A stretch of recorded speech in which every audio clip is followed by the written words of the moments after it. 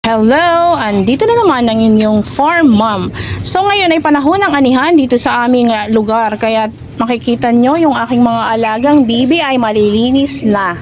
Kasi nilagyan namin itong daanan hanggang dito sa kulungan ng dayami. So ayan, itong aking mga bibi ay mahigit isang buwan na. Malalaki. Ayan. Yan. So, ang pakain namin ngayon ay sapal.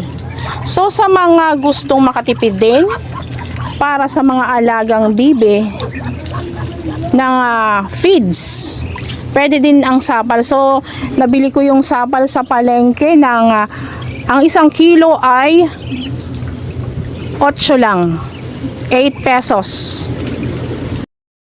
Dahil ang asolan namin ay maraming palaka at mga ulo-ulo.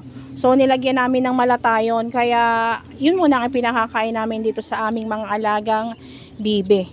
So sa mga gustong mag-alaga ng bibe, napakadali lang. So sa mga gustong itry, this is available for sale. Yan. Kasi ang time na naman ng pagbabarako ng ating mga inahin at tandang. Ito ang nag-iisa kong tandang. Ayan. So nung nakaraang linggo, sad to say ay nawala ang ating inahin. And almost 20 plus pieces of egg ang hindi na nalimliman tulad nito. So ito ay mga bugok na. So itatapon na natin ito. So isang tip sa mga gustong mag-farm ng duck, kung halimbawa sa lugar na ito ng itlog si bibe, doon na rin naglilimlim, dapat huwag nyo na siyang aalisin doon. Kasi may mga instances na hindi na nililimliman ng inahin ang kanyang mga itlog. Tulad nito, dahil nga nung nakaraan nawala yung aming inahin.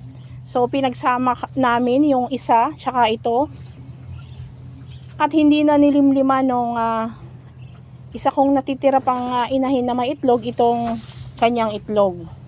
So yun yung masama sa paglipat nung kanilang limliman.